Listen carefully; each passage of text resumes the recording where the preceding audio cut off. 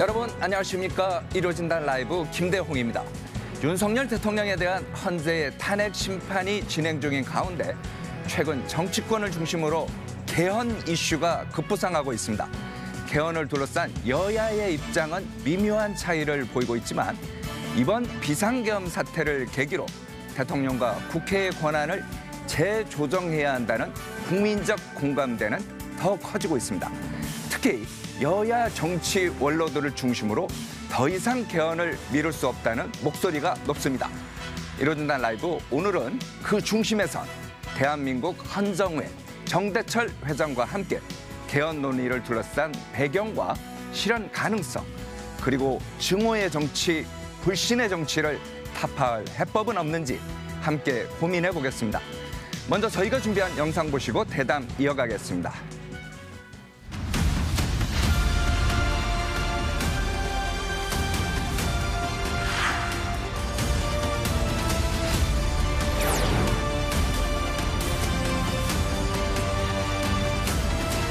저는 우리가 겪고 있는 정치 위기의 근본적인 해결책은 개헌이라고 생각합니다.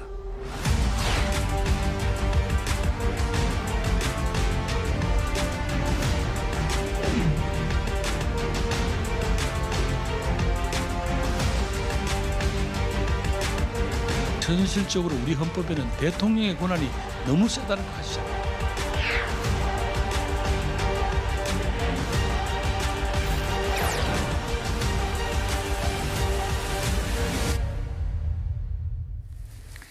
네, 비상계엄 선포와 탄핵 심판, 여기에 트럼프 대통령의 관세 공습까지 그야말로 지금 대한민국은 초불확실성 시대에 살고 있습니다.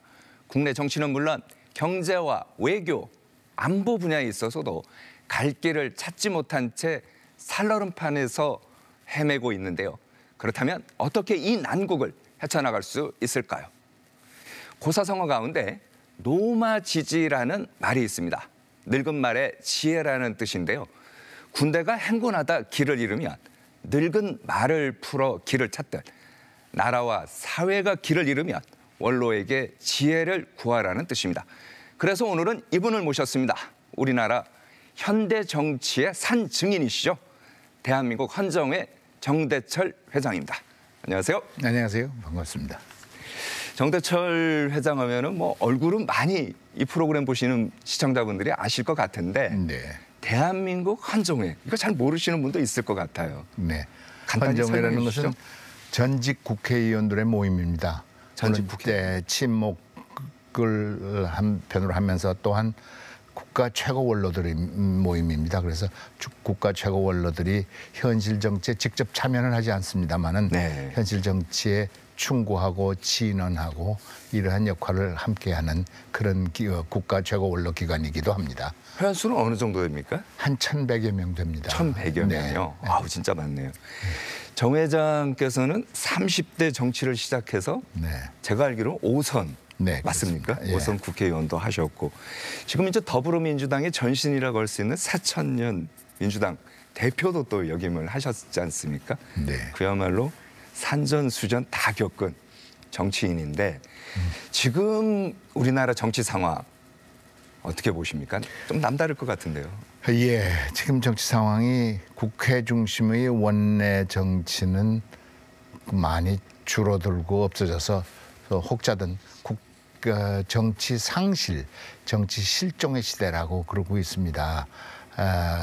뭐 여러 가지 원인이 있겠습니다만 그래서 정치의 지금 관심의 초점은 국회 바깥으로 그 원외에 장외 정치 또 광장의 정치로 나가서 이슈도 옛날 같으면 동서 대립이었습니다만 이번은 진영 대립, 보수와 진보 그중에서도 핵심적으로 탄핵을 찬성 반대기 그룹이 있어갖고 이 그룹 간에서 대결이 있고 그게 서울뿐만 아니라 부산, 대구, 어저께는 또 광주까지. 어제 광주에서 보니까 이제 100m 이렇게 거리를 두고 그렇습니다. 윤석열 대통령 탄핵을 찬성하는 시민들의 모임과 반대하는 시민들의 모임이 또 있지 않았습니까? 그렇습니다. 그래서 이게 맞습니다. 지금은 어저께 안국동 근처에 가면 양쪽이 아주 그건 100m가 아니라 10m 가게 두고 있는데 이게 탄핵의 어떤 결과가 나와서 한쪽을 자극을 하면 이게 사고로 혹시 연장될까 봐 치안 당국과 정치 선배들이 이걸 잘 좀 다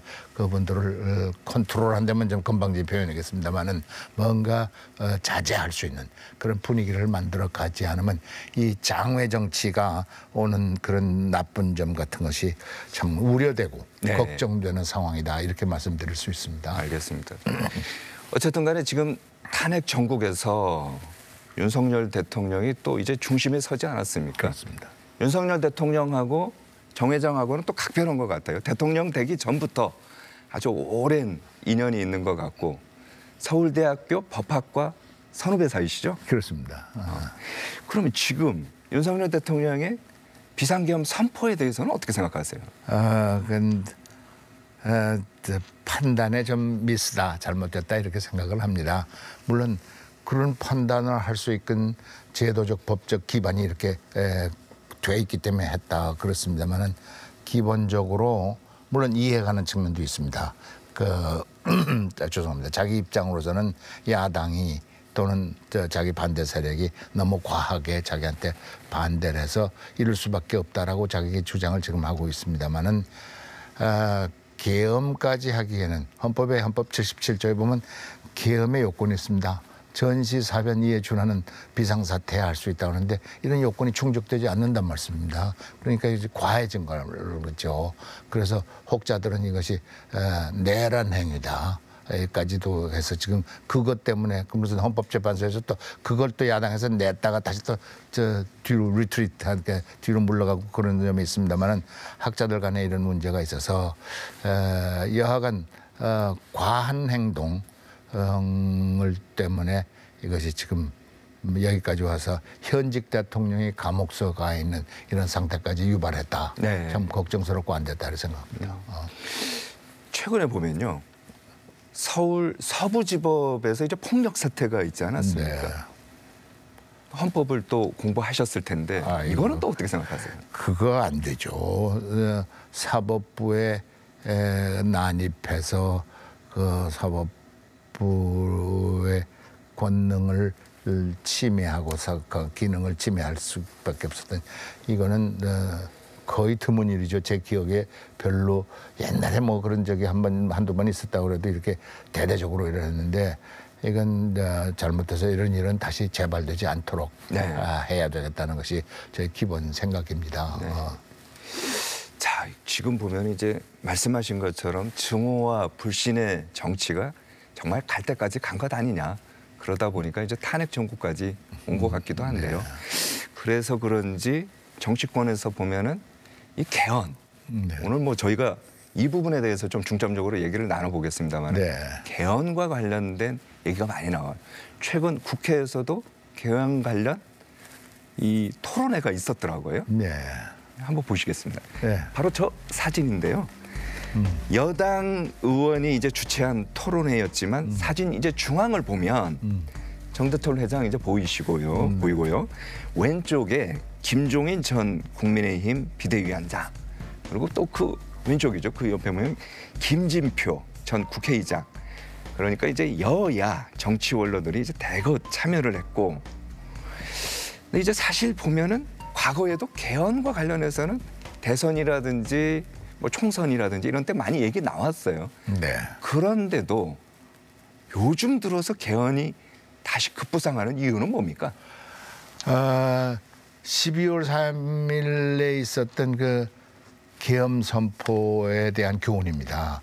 교훈이다. 이게 왜 이렇게 됐느냐에 뭐 여러 가지 이유가 있겠습니다만은 그 제왕적 대통령제 헌법을 가졌기 때문에 대통령이 수틀리면 자기 마음대로 자의적으로 행사할 수 있다라는 것을 이거 잘못됐다 이런 교훈으로부터 그러니까 12월 3일 잘못되는 것부터 이거 이런 헌법을 가지면 대통령이 심지어는 이렇게 얘기합니다. 여자를 남자로 남자를 여자로 다 바꿀 수 있는 거 빼놓고는 다 할 수 있는 권한을 갖고 있는 것이 대통령의 권한이다. 이렇게까지 이렇게까지 좀 극단적인 얘기입니다만은 재미있게 얘기해서 이런 권한을 가져서 평상시엔 가만히 있다가 판단 잘못하면 이런 권한을 행사해서 이런 것을 만들었다는 교훈에서부터 오는 게가 있고요. 교훈요. 예, 두 번째는 국민적 요청이 있습니다. 국민 여론조사에 의하면 적어도 60% 내지 80% 정도는 개헌해야 된다고 지금 다 각종 여론조사에 돼 있고 네. 또 하나는 국가 백년 대계를 위해서나 민주주의 발전을 위해서나 정치 발전을 위해서 개헌이 반드시 필요하다라고 돼 있고 이거와 연결돼서 이 나라의 가장 큰 정치 개혁은 또 빨리 있어야 될 개혁은 개헌이다라고 공감대가 있고요. 그리고 또 경험법칙상 우리가 마지막 개헌이 1987년도였습니다. 맞습니다. 그러니까 38년이 됐는데 38년 동안에 권력 추구자라고 그럴까 대통령과 대통령을 하고자 하는 당이 다 공약을 하거나 하겠다고 필요성을 다 말해놓고도 다 꽁꼬 먹은 자리가 됐단 말씀입니다. 이러한 경험을 봤을 때 이번에도 또 이 헌법으로 또 해놓으면 누구 가만 앉아 있으면 이거 어떻게 가는가 이런 걱정이 하고 또 하나 걱정하는 게 있습니다. 이게 지금 뭐야 이게 재판 탄핵 이런 재판이 금방 끝날 텐데 시간이 없다 그랬는데 지금 헌법을 연구하는 학자들이나 정치 개혁을 연구하는 학자들이 단시간 내에 30일서부터 35일 뭐 늘어져도 60일까지는 다 해낼 수 있다라고 그리고 그것도 집약해서 원 포인트로 권력 구조만 갖고 여야가 합의만 하면 해낼 수 있다는 자신감. 87년 그 개헌 같은 경우에도 합의한 이후에 한 30일 정도. 그렇죠. 그 그러니까 정도 또 아니었나요? 이렇게 해내면 가능하다고 생각해서 이걸 해낼 수 있다라고 생각하고 있습니다. 그래서 여야 합의 특별히 민주당이 좀 합의해 주시면 더 쉽게 할 수 있다. 지금 여당은 하겠다고 그러는데 야당 지금 다수당이 좀 우물쭈물하고 있거든요. 나중에 하자 그래요. 그 부분에 대해서는요 이런 얘기를 하더라고요. 그 국민의힘 같은 경우는 말씀하신 것처럼 87년 이 헌법 이게 이제 너무 낡았다. 개헌을 해야 된다는 입장인 것 같고 야당의 입장은 지금 중요한 거는 대통령의 문제지 개헌 그 다음 넘어가야 되는 거 아니냐.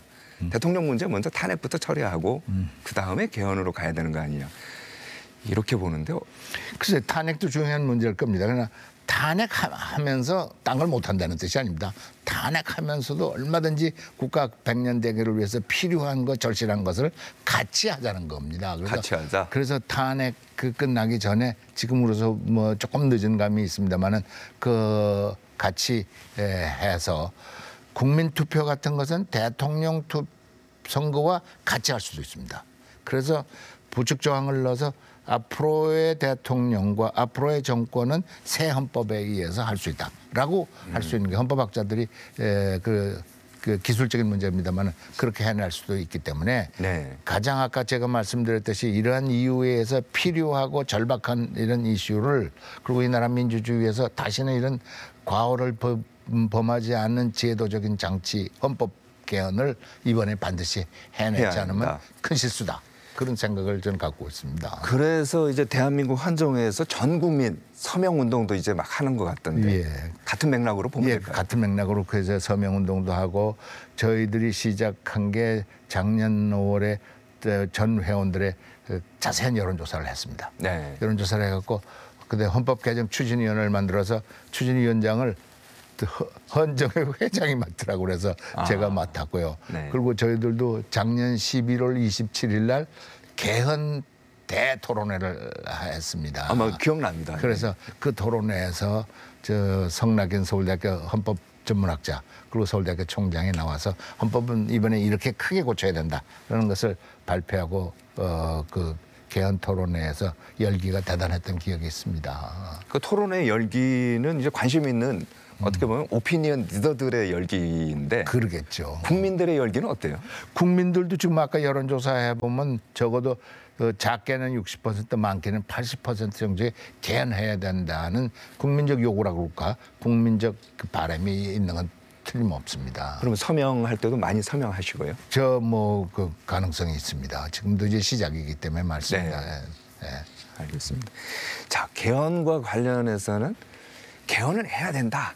이거에 대해서는 동의하시는 분들조차도 어떻게 어디까지 개헌을 해야 되는 범위에 대해서는 또 생각들이 좀 다른 것 같아요. 그래요. 예, 저희가 가장 핵심인 이제 권력 구조 그 특징이 어떻게 바뀌어야 하는지에 대한 여러 가지 생각 중에 한 3가지 정도를 꼽아봤는데 그래픽으로 만들었습니다. 보시겠습니다.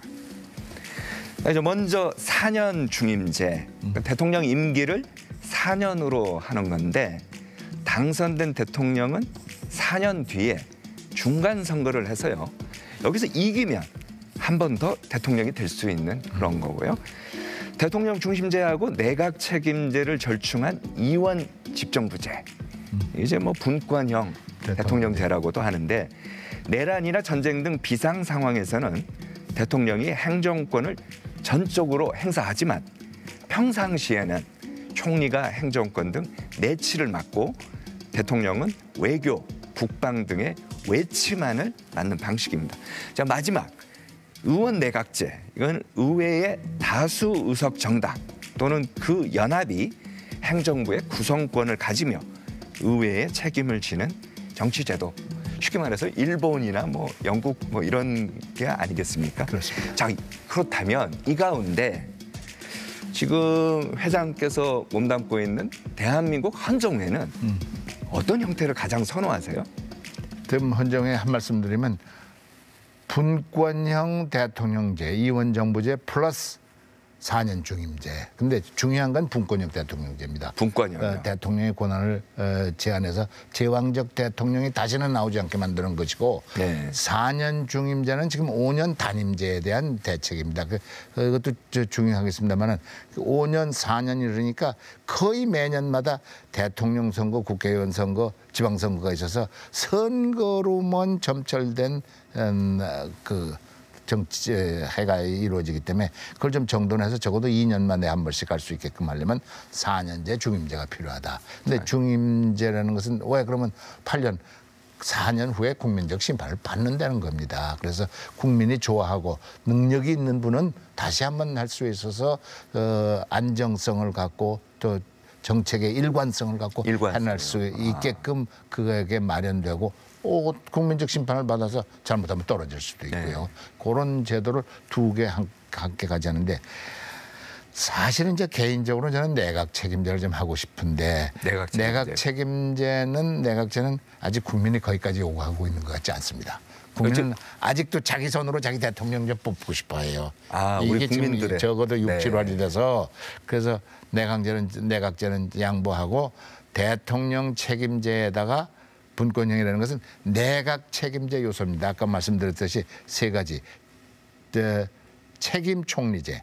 총리를 국회에서 선정해서 국회에 책임져서 또 권한을 대통령의 권한을 책임 총리한테 많이 분양하는 그런 제도가 있고 또 하나는 상원제, 양원제. 양원에서 상원을 만들어서 대통령의 권한, 특별히 고위공무원 임명권 같은 것을 미국도 그렇습니다만 상원에다 줘서 대통령의 권한이 일부 국회와 상원과 같이 늘어날 수 있고 세 번째는 지방 분권을 강화해서 중앙정부 대통령의 권한을 지방에다 좀 내려줍니다. 일부 내려줘서 미국은 그 연방제로 이렇게 해서 자연스럽게 그렇게 되어 있습니다만은 우리는 아직 거기까지 되어 있어서 중앙집권적 형태라 지방이 스스로 지방에서는 유명무실하다고까지 말을 하는 사람들이 있는데 거기까지는 안 되더라도 그래도 대통령의 권한과 중앙정부의 권한을 지방에다가 내려줌으로써 대통령의 권한이 좀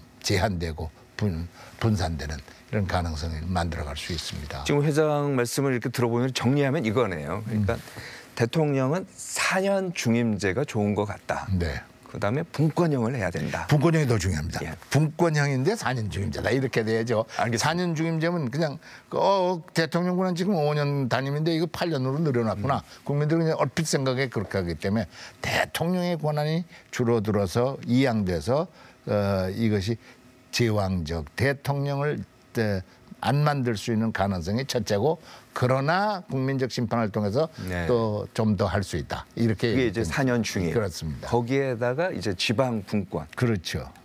요 세 가지 그렇게 간단하게 이렇게 해서 그리고 나머지 뭐 기본권이라든가 많습니다. 그런 것들은 나중에 새 정권이 출연돼서 천천히 해도 괜찮다. 이렇게. 알겠습니다. 자, 그렇게 좋은 또 그렇게 가야 되는 방향이라고 말씀을 했는데 과거에도 보면은 논의는 있었어요. 네. 논의가 있었는데 잘 안 됐거든요. 네.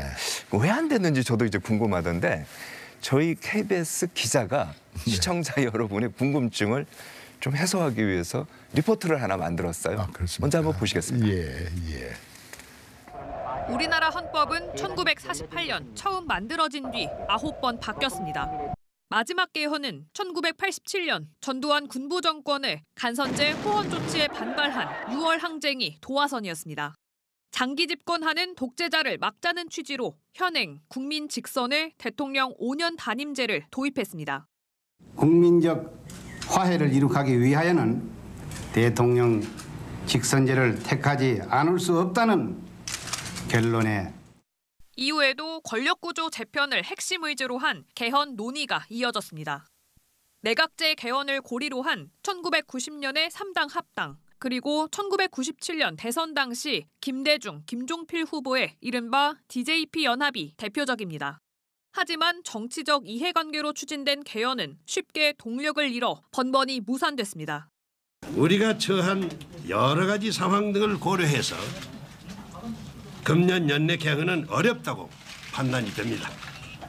노무현, 이명박, 박근혜 대통령도 각각 다른 정세와 셈법 속에 4년 중임제를 골자로 한 개헌 카드를 꺼내들었지만 실현되진 않았습니다. 문재인 대통령 당시 4년 중임제 개헌안이 유일하게 국회 본회의까지 상정됐지만 야당의 반대로 폐기됐습니다. 이 안건에 대한 투표는 성립되지 않았음을 선포합니다. 헌정 사상 초유의 비상계엄과 대통령 구속, 탄핵 심판을 둘러싼 여야의 극한 대립까지 대통령의 집중된 권력을 분권형 구조로 바꾸자는 이번 개헌 논의가 어떤 결과로 이어질지 주목됩니다. 저희 KBS 기자 리포트를 보면은 결국 여야 정치적 이해관계 그리고 셈법이 다르다 보니까 번번이 개헌이 무산됐다. 이렇게 진단하는 것 같아요. 네. 회장께서는 어떻게 보십니까? 제가 보기에는 권력 추구자, 권력 잡은 사람, 여당 쪽의 책임이 더 많다고 보여집니다. 여당이. 권력 추구자, 권력 잡기 원하는 사람들이 대부분 공약을 걸었고 아니면 공약을 안 걸었더라도 개헌에 대해 찬성한다고 그렇고 대통령이 되면 죄송한 말씀을 해서 꽁꼬먹은 자리가 됐어요. 다 없어져요. 어떻게 됐어. 그리고 기득권을 해갖고 대통령의 권한이 많고 충분한 것이 좋다라고 생각해서 집권자가 지금 87년 후에 8분이 계셨습니다. 네. 노태우, 김영삼, 김대중, 노무현, 아까 얘기한 이명박, 박근혜, 문재인, 윤석열 8분이 있는데 8분이 거의 다 공약하다시피 하고 그랬는데 대통령 되고 나서 뭐 어떻게 야당이 반대했다고 그러지만 야당보다는 그런 적도 덜어 있습니다만은 대부분이 집권자와 집권층, 집권당에 의해서 그냥 눌러 앉았던. 책임은 역시 여당한테 있다고 보는 있다. 것이 더 정확한 표현일 것입니다. 그래서 이번도 우리가 개헌을 적극 추진하는 것이 이 얘기는 그렇게 해놓고라도 여당 또 되면 안 한다는 거 아니가. 여태까지의 경험법 측상 경험이다 얘기를 하는데 그러니까 이번에는 반드시 해놓고 합시다 하는 것이 저희들의 주장이고 뜻 있는 사람들의 주장입니다. 지금 정 회장께서 말씀하신 그 내용. 그러니까 집권하기 전까지는 개헌하자고 하다가 집권을 하면은 또 마음이 달라진다 이 내용인데 과연 그런지 저희가 지난 대선 당시에요. 윤석열 후보, 그다음에 이재명 후보가 개헌과 관련해서 어떤 말을 했는지 좀 찾아봤습니다. 한번 들어보시죠. 선거를 앞두고 권력구조 개헌 담론들이 나오지만 늘 선거 끝나면 흐지부지되기 일쑤였습니다. 저는 이 대통령제에 관해서 대통령이 일을 어떻게 할 것인가. 저는 총리 할 일, 대통령 할 일, 총리 할 일, 장관 할 일을 딱딱 구분을 짓고 그리고 대통령은 대통령이 해야 될 일에 대해서만 분권형으로 일을 해야 된다고 저는 생각을 합니다. 대통령 4년 중임제 등 개헌에 도움이 된다면 필요한 만큼의 임기 단축을 과감하게 수용할 것입니다. 일부가 오해하는 것처럼 현직 대통령의 개헌 후 재출마는 헌법으로 금지되어 있습니다. 제가 다시 출마하는 일은 없다, 이런 말씀입니다. 자, 계속해서 한번 또 들어보셔야 될 게요. 네. 지금 두 후보 얘기만 들어보면 개헌에 대해서 굉장히 우호적이고 개헌을 해야 된다는 얘기를 했어요. 그렇습니다. 지금 정확히 얘기하면 대통령 탄핵 국면에서 여당과 야당의 입장, 개헌과 관련된 건 또 뭔지 한번 직접 들어보시겠습니다. 네. 이러한 권력 구조 하에서 정상적인 국정 운영은 불가능합니다.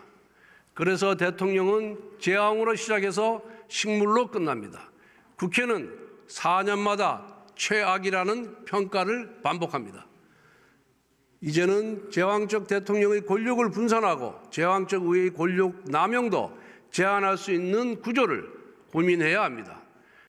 정치권에서 최근 개헌 논의가 나오고 있는데 이에 대해 어떻게 생각하시는지 궁금합니다.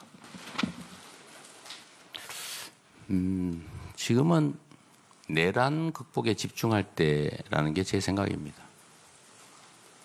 개헌 내용에 대해서는 제가 지난 대선 때 제 입장 또 당의 입장을 설명드린 게 있으니까 참고하시길 바랍니다. 자, 윤석열 대통령은 대통령이 된 다음에 대통령 되기 전에는 이렇게 얘기했어요. 대통령이 할 일, 총리가 할 일 딱딱 구분해서 하겠다 했는데 대통령이 되고 나서는 뭐 그렇게 개헌을 추진한 것 같지는 않고요.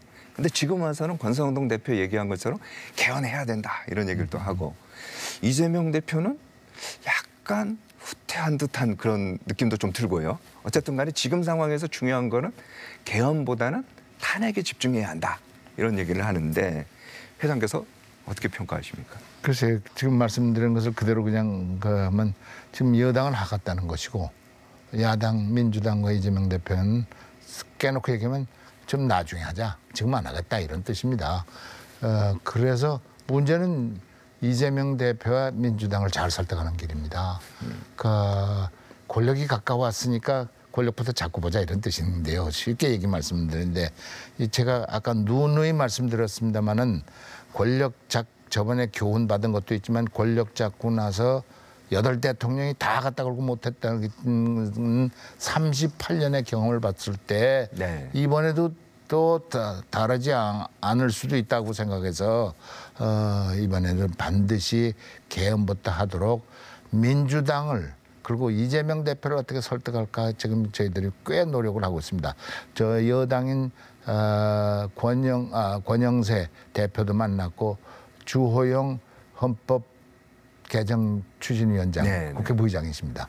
2번이나 만났고 거기는 큰 문제가 없고 같이 하자고 되어 있고 이재명 대표는 저희들이 지금 만나자고 여러 번 했는데 우물쭈물하세요, 솔직히. 그래서 만나지 못했어요? 만나지 못했습니다. 전화로 통화를 길게 하고 네네. 제가 필요성과 절박성을 설득을 해서 했더니 생각해보고 연락 주겠다고 그랬는데 아직 연락을 못 받았습니다. 그래서 네. 하여간 이재명 대표와 민주당을 잘 설득을 해서 이 국가적 시대적 요청인 국민적 요청인 개헌을 할 수 있도록 우리가 유도하고 그분을 또 몰아갈 수 있도록 몰아간다는 표현이 건방지겠습니다만 같이 함께 할 수 있도록 만들어가야 된다.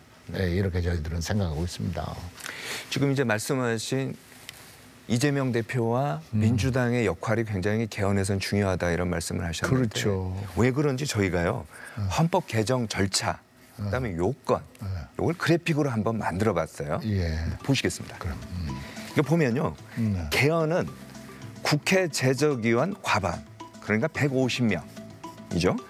또는 대통령의 발의로 제안이 가능하고요. 20일간의 공고기간을 거쳐서 국회 제적위원회 3분의 2 그러니까 200명 이상이 찬성하는 것을 의결할 경우에 30일 안에 국민 투표를 또 실시를 해야 합니다. 그렇습니다. 여기서 이제 과반이 나와야 확정 공포되는데 결국 말씀하신 것처럼 지금 민주당이 원내 과반을 차지하고 있는 거 아니에요? 원내 과반과 민주당과 동조 세력이 지금 192표로 우리가 보고 있는데 네. 여기가 움직이지 않으면 여기가 움직여야 또 200표에 가까워지는 거고요. 그러니까요. 그래서 핵심 키를 잡고 있는 것은 민주당과 이재명 대표다. 네. 민주당과 이재명 대표를 어떻게 설득할 것인가 이제 제일 큰 과제다.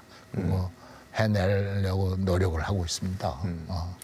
보면 우원식 국회의장도 보면 이 탄핵 정국에서 굉장히 존재감도 있고 또 국민적으로도 우호적인 또 반응이 많아요.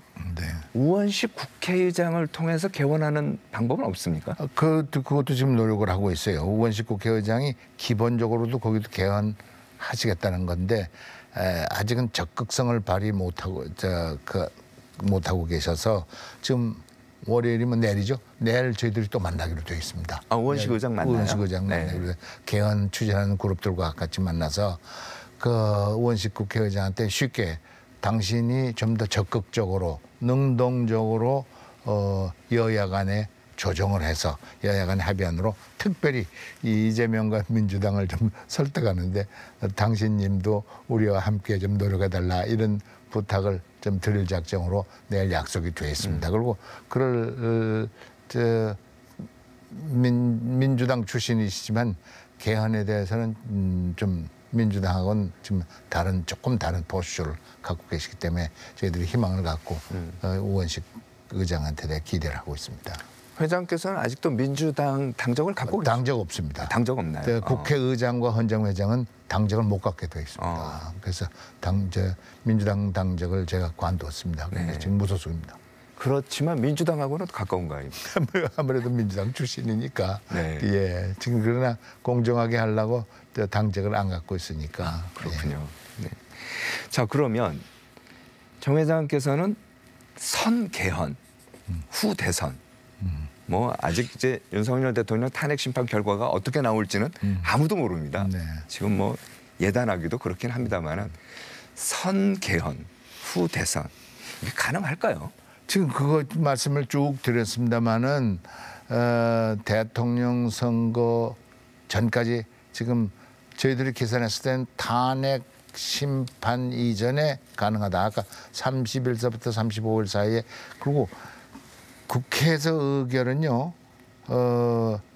국회의장과 여야 합의만 봐서 원 포인트로 권력 구조만 갖고 하면 단시간에 한 열흘 보름 내 가능합니다. 플러스 국민투표 30일간의 기간이 있기 때문에 모두 해낼 수가 있어요. 의지만 있으면.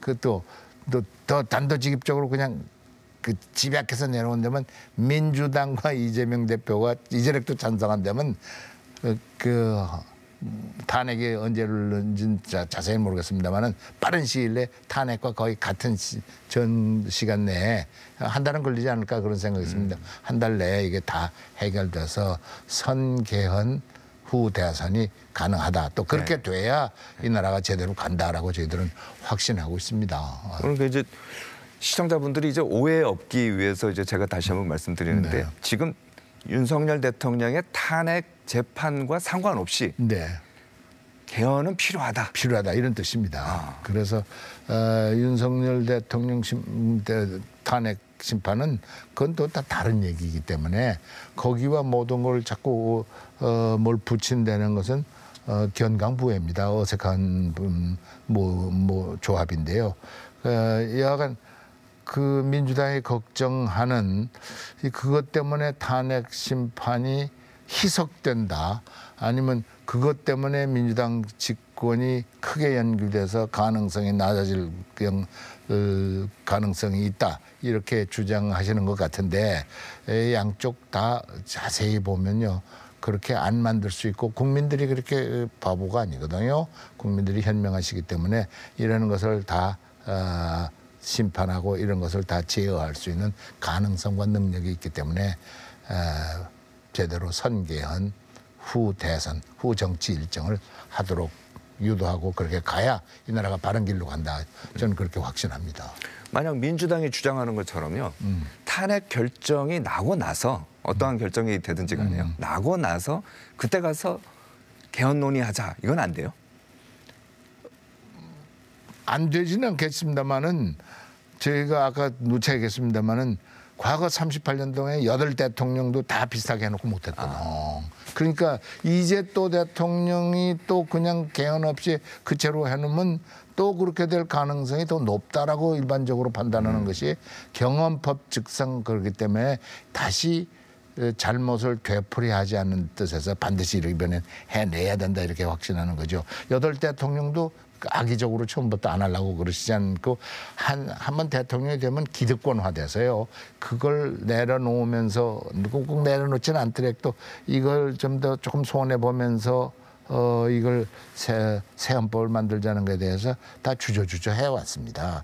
제가 쭉 다 지켜봤는데 그래서 이번에는 예외 없는 그래서 대통령이 혹시 이제 언제나 권력은 부패하기 마련이다. 절대 권력은 절대 부패한다는 액턴경 말이 맞다고 생각을 합니다. 그건 정치판에서 액턴경 말은 아니 내가 부패 안 할 텐데 나는 그렇게 생각을 일반적으로 하지만 그러나 그런 조심을 갖고 정치를 해야 된다는 것이 여태까지 정치사에 일관된 법칙으로 보여지기 때문에 이번에도 나는 예외적으로 우리 민주당은 잘한다. 이렇게 얘기를 하시겠죠.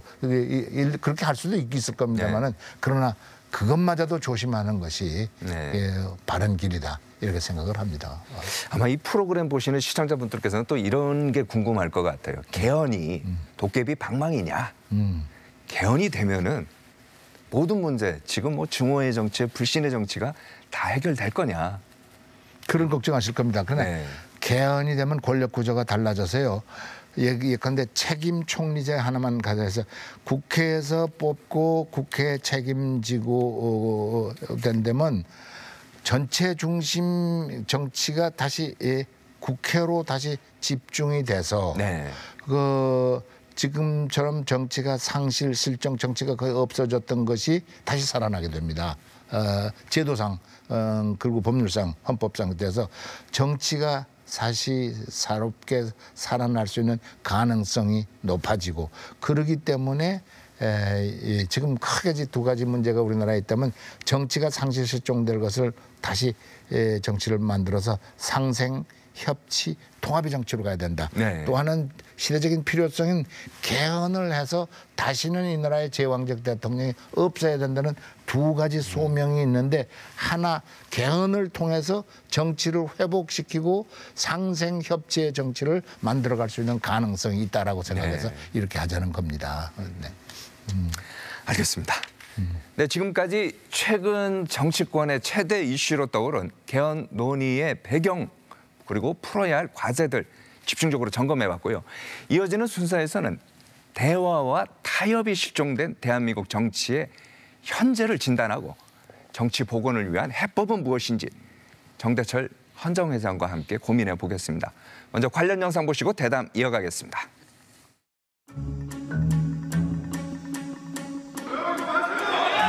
당신이 나오니까 얘기지. 당신이라니. 당신이지 그럼 우리 형님이야? 무슨 당신이야?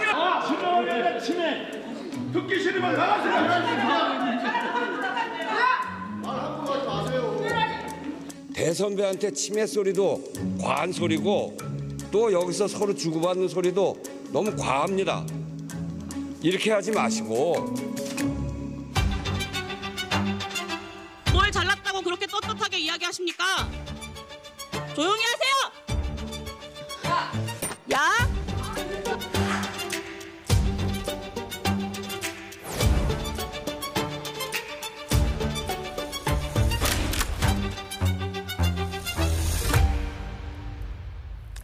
네, 영상에서 보신 바와 같이 21대에 이어서 22대 우리 국회에는 극한 대결 정치, 최악의 국회라는 초라한 성적표가 꼬리표처럼 따라붙습니다.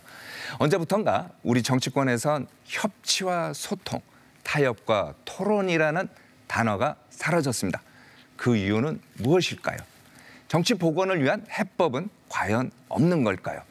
정대철 헌정 회장과 함께 지금부터는 이 부분 집중적으로 모색해 보겠습니다. 아까 영상 보셨죠? 네, 봤습니다. 네, 부끄럽습니다. 저는 뭐 KBS 인기 프로그램 중에 개그 콘서트가 있는데요. 개그 콘서트 요즘 시청률이 떨어지는 이유를 알 것 같더라고요. 자, 정치가 실종됐다 이런 얘기 많이 하지 않습니까? 네. 왜 이런 것 같습니까? 기본적으로 한 서너 가지가 있는데 첫째는 진영 간에 그러니까 보수 진보 간에 서로 상대방을 이해하고 인정하는 데 소홀합니다. 그러니까 보수는 진보, 진보는 보수를 이해하고 인정하면서 내가 지금 권력을 잡고 있는 진보라면 보수가 언젠가는 대행할 수 있어 대체 세력으로 있다는 것을 인정하고 되는데 진보는 보수, 보수는 진보를 내가 아니면 나쁜 거라고 생각하는 그런 경향이 좀 있고요. 네. 두 번째는 힘의 논리를 너무 빨리 씁니다. 그 한쪽에서는 다수결의 원칙, 한쪽에서는 거부권 행사, 거기다가 혹시 그것도 힘의 논리라면 탄핵이라든가 또는 계엄령이라든가 이런 힘의 논리는 거의 안 써야 될 것들을 빨리 써서 그래서 문제가 생기고 세 번째는 대통령 책임제에서는 대통령이 크게 책임이 있습니다. 대통령이 정치 잘못된 거에 대해 근본적인 책임은 제일 많이 지게 돼 있거든요. 네. 그래서 대통령이 야당 대표나 야당 의원들이나 또는 시민단체 대표들을 만나서 경청하고 대화하고 설득하고 조정해서 문제를 풀어가서 말씀 주장하신 대로 상생, 협치, 통합의 정치로 끌고 가야 되는데 대통령이 예컨대 야당 대표도 딱 한 번밖에 안 만났단 말씀입니다. 그래서 이걸 좀 자주 만났어야 되는데 이런 아쉬움을 지워버릴 수가 있고 근원적으로는 이런 문제가 있습니다. 민주국가에서는 당신과 나와 너가 다르고 다를 수 있다는 것이 기본이 돼야 됩니다. 이게 소위 서로 다를 수 있는 상대성 원리인데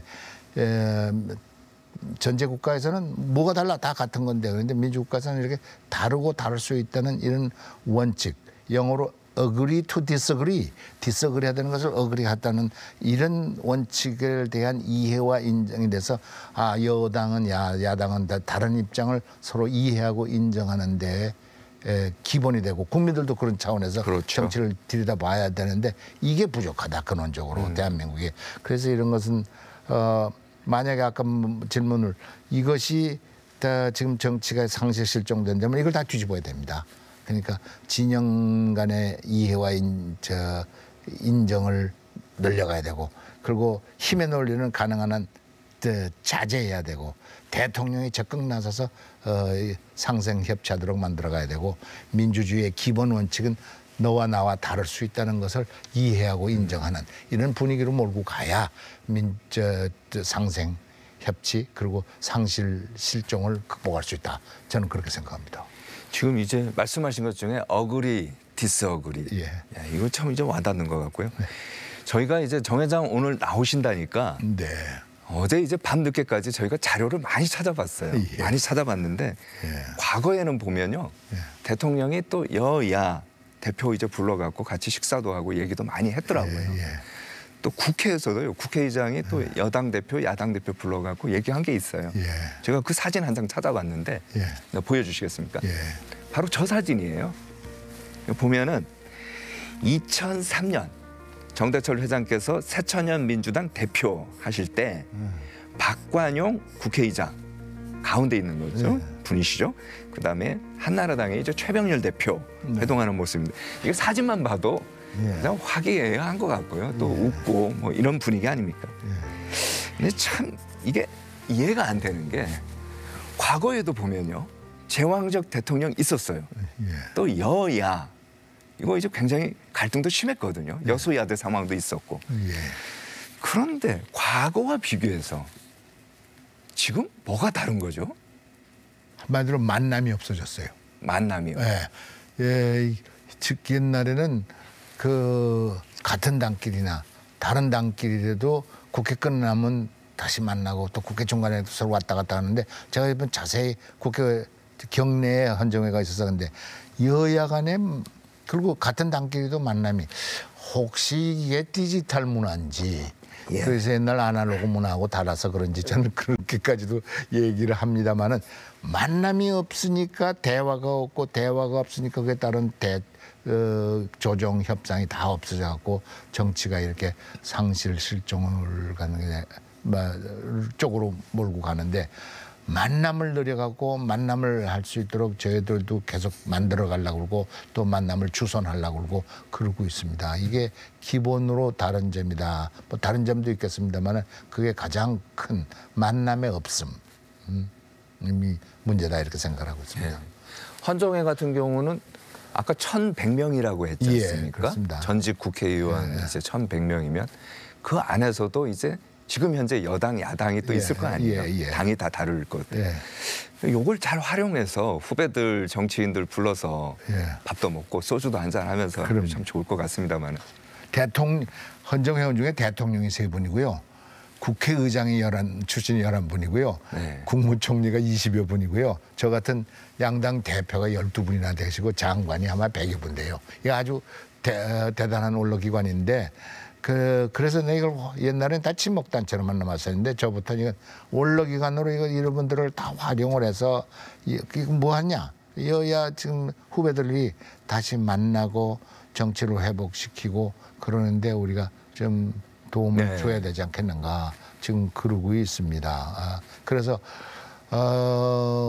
원로 모임이라는 것을 국가 최고 원로 모임이라고 그러는 뭐 명칭은 뭐라고 했습니다만 국회의장 출신 5, 6명, 국무총리 출신 5, 6명, 그다음에 저처럼 양당 대표 5, 6명에서 16, 7명들이 지금 서너 번 모여서 지금 개헌 문제, 정치 회복 문제, 정치 실종 상실의 문제 이런 것을 토론하고 있고 2월 17일이면 며칠인가요? 좀 2, 3일 후에 또 만나서 논의하기로 돼 있습니다. 알겠습니다.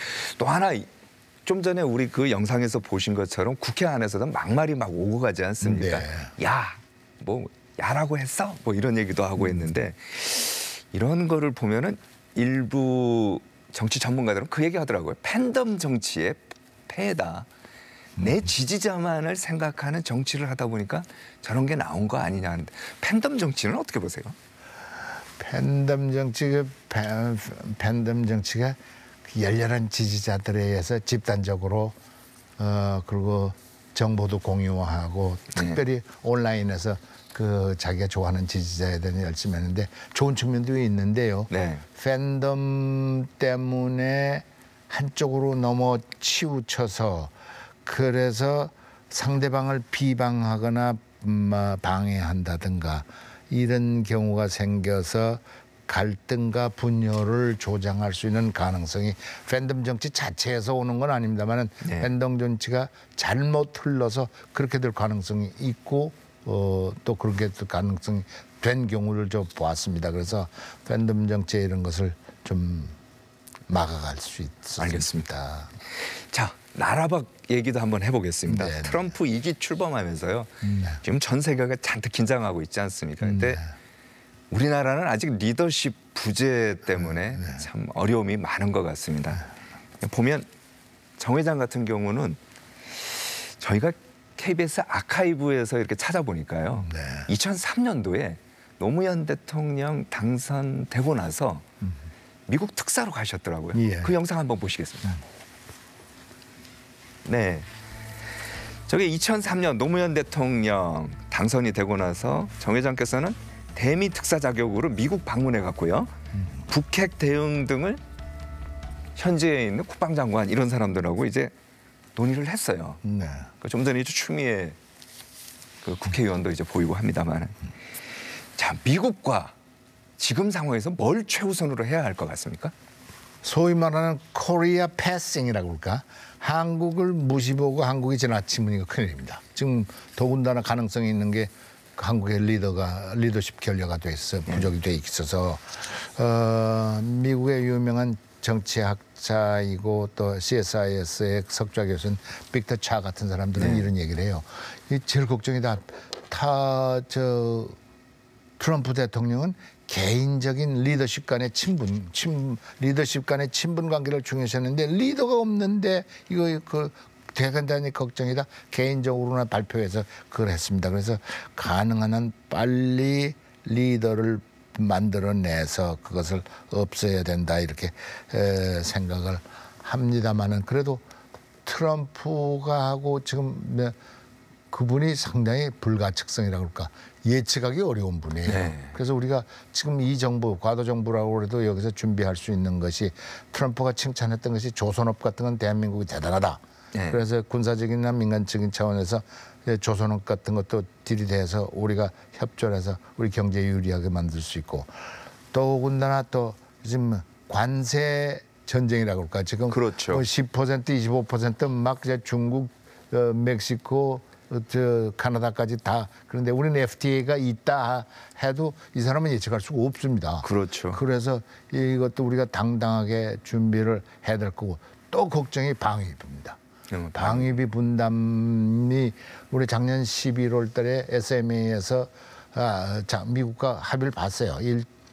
1조 5천억 원 정도가 되는데 그리고 그게 재작년보다 8.3% 올라가고 앞으로도 물가에 따라서 이렇게 올리자 이렇게 딱 합의를 반하는데 트럼프는 이거 소용없어요. 막 하거든요. 2019년도에도 대통령 일기 때 6배 달라고 그랬어. 지금은 선거 기간 중에 내가 보니까 10배 달란단 말씀입니다. 네. 10조 내라고 그래요. 이거 우리가 당당히 대해서 우리가 국가 이익을 위해서라도 이거 다 좀 그렇게 안 되도록 미국 한미 우호 관계를 얘기하고 지금 최근엔 또 우크라이나 전쟁에서 북한이 개입하고 참전하고 있는데 이것을 러시아 편에서 한단 말씀입니다. 그러면 북한이 상당히 유리해질 수 있는 여태까지 입장이 곤란했었는데 북한이 물러나면서 예컨대 우리한테 지금 제재했던 거 좀 풀어줘야 우리가 우크라이나에서 물러나갔다. 이건 가상입니다만 이럴 가능성도 있다라고 외교 전문가들이 봐서 이런 것들을 다 적극적으로 능동적으로 알겠습니다. 해야 된다 이런 생각을 갖고 있습니다. 알겠습니다.